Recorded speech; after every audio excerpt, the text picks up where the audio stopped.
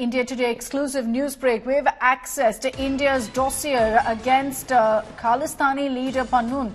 A massive Khalistani Tukre plot is now out. As per this dossier, details are now out of how really these Khalistani terrorists planned to carve out Urdustan from India.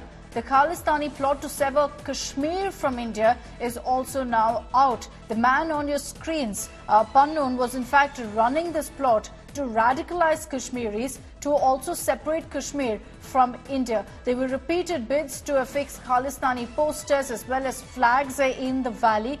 Now 16 criminal cases have been lodged against Pannoon. The Republic of Urdustan for Muslims. That is in fact the revelation that's come to the fore from the dossier that we've accessed here on India Today. Arvind Ojha is joining us with more details on this.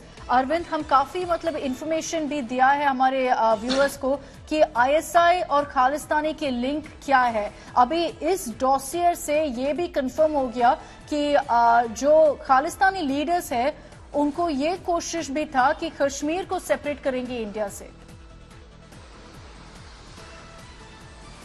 देखिए, India today लगातार जो K2 desk है, Kashmir Khalistan desk ISI का, उसको लेकर लगातार खुलासा करता रहा है कि किस तरीके से खालिस्तान और जो जिहादी मॉड्यूल है उसको एक प्लेटफॉर्म पर पाकिस्तान की जो खुफिया एजेंसी ISI है वो लेकर आई है. और हाल फिलहाल में चाहे कनाडा में हो चाहे पंजाब में जो कुछ भी टेरर एक्टिविटी है वो K2 डेस्क के थ्रू ही चल रही है. अब पन्नू जिस तरह से एक्टिव है कनाडा में हाल फिलहाल में देखा गया, उसके बाद एक नया डोजियर एजेंसीज ने बनाया है और उस डोजियर में जो पन्नू की केस डिटेल्स है वो लिखी हुई है. उसके मुताबिक पंजाब, हिमाचल प्रदेश, हरियाणा और दिल्ली में तकरीबन 16 केसेस पन्नू के खिलाफ, जो सिख फॉर जस्टिस का चीफ है उसके खिलाफ दर्ज है.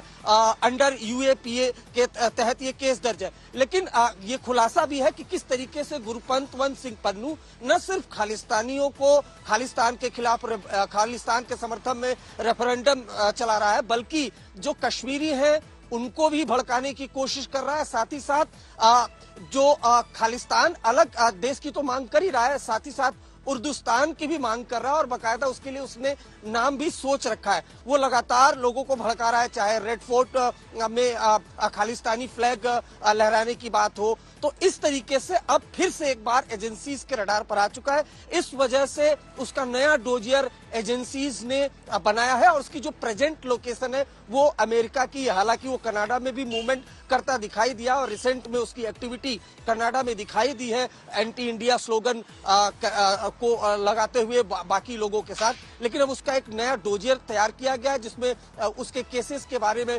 मेंशन किया गया है. अभी 2 दिन पहले ही NIA ने उसकी प्रॉपर्टी भी सीज की है.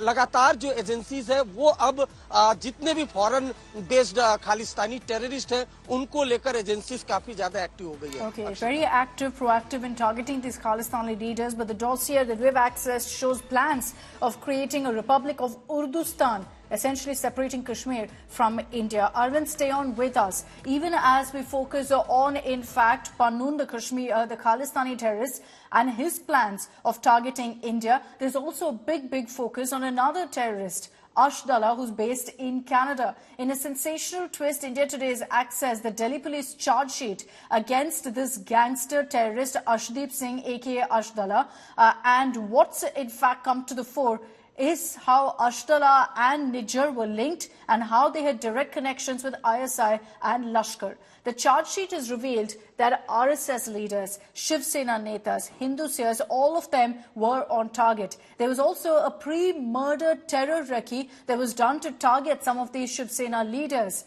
Also, a 2023 Delhi murder which took place, it's been confirmed that Ashdallah had a link with it and he was linked to Lashkar to pull off the same. So Ashdallah, along with Lashkar, had got this man, who you see on your screens, Rajkumar, murdered in Delhi. His throat was slit. And this photo, you see 2 men, Jagjit and Noshad, linked to the Khalistan movement. They slit his throat, took a video of the killing, and then sent it across to Ashdallah, who's based in Canada.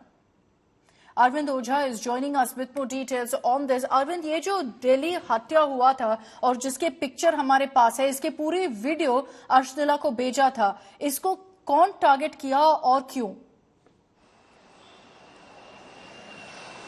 देखिए, अर्श डाला जो पंजाब के मोंगा का एक gangster है, फिलहाल वो कनाडा में बेस्ड है और कनाडा से ही वो लगातार पंजाब और दिल्ली में टेरर एक्टिविटी कर रहा है। इस साल जनवरी में दिल्ली में एक राजकुमार नाम के शख्स की हत्या हुई थी। उसकी इन्वेस्टिगेशन जब दिल्ली की anti terror unit special cell ने की तो नाम अर्श डाला का आया। जो 2 लोग अरेस्ट हुए थे, नौशाद और पंजाब का रहने वाला जगजीत, उनसे इंटरोगेशन और उनका जब मोबाइल डेटा खंगाला गया तो ये पता चला कि वो अर्श डाला से कांटेक्ट में थे और अर्श डाला ने ये टास्क दिया था कि दिल्ली और पंजाब में आरएसएस के लीडर और पंजाब में एक शिवसेना के लीडर हैं, उनको टारगेट करना है जिससे कम्युनल जो हार्मनी है वो बिगड़े। उसके अलावा जो सबसे शॉकिंग रिविलेशन है वो ये है अक्षिता की जो अर्श डाला कनाडा में बैठा हुआ है वो आईएसआई और एलईटी लश्कर ए तोयबा के साथ उसने हाथ मिलाया है और एक डीप स्टेट बनाया है, डीप रूटेड कॉन्स्पिरेसी वो कर रहे हैं और उसके तहत वो लगातार टारगेट किलिंग पंजाब में करा रहा है और दिल्ली में भी उसने टारगेट किलिंग कराई थी और उसका वीडियो जो स्लीपर सेल थे वो वीडियो बनाकर अर्श डाला को उन्होंने भेजा था। जो इंडियन एजेंसीज है, even including NIA, central agencies की मदद से लगातार कनाडा एजेंसीज को कांटेक्ट किया गया। अर्श डाला को लेकर एनआईए ने रिवॉर्ड भी रखा है, लेकिन अभी तक कैनेडियन एजेंसीज ने कोई एक्शन नहीं लिया है। रिसेंट में जो लोकेशन है वो अर्श डाला की, वो भी इस वक्त प्रेजेंट में कनाडा में ही मौजूद है। And essentially what that tells you is that despite multiple dossiers, no action has been taken by Canada against Arsh Dala or any of the other Khalistani terrorists currently based in Canada. Thanks very much, Arvind, for getting us all of those details.